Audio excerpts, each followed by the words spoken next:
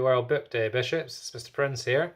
I've got my story I'd like to share with you today. This is one of my favourites. It's called Pigs Might Surf. It's set in Cornwall, and I think it's pretty cool. Hopefully you enjoy it as much as I do.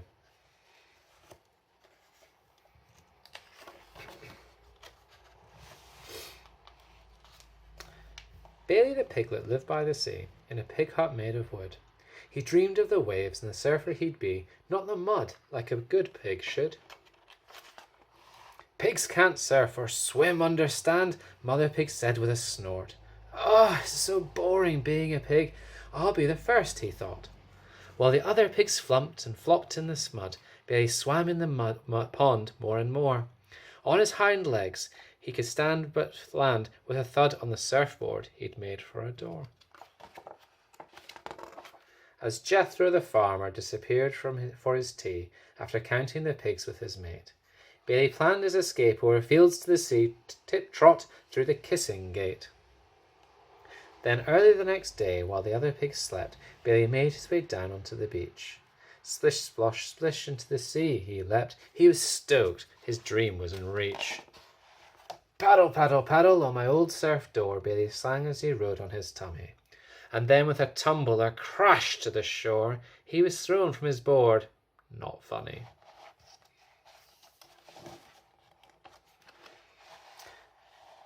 Denzel the dolphin pipped have another go, while Bailey was cleaning his snout. With a paddle, a push, and a big heave-ho, Bailey popped up with a shout. Wibbling and wobbling, riding into the shore, Bailey shouted a huge hooray. He'd done it. He'd surfed on his own surf door. What a wonderful, magical day. From then on each morning he rose at dawn to try out his newly learned skills. Between Bale and the ocean, a friendship was born, full of laughter, thrills, and spills. And then one day, back at his old pig hut, Bailey couldn't believe what he saw. Back on his hinges and fastened shut was his sturdy and trusted surf door. Maybe Mom's right. I should just be a pig and forget about surfing, he pondered. But I can't give up on something this big. Is there someone to help me, he wondered.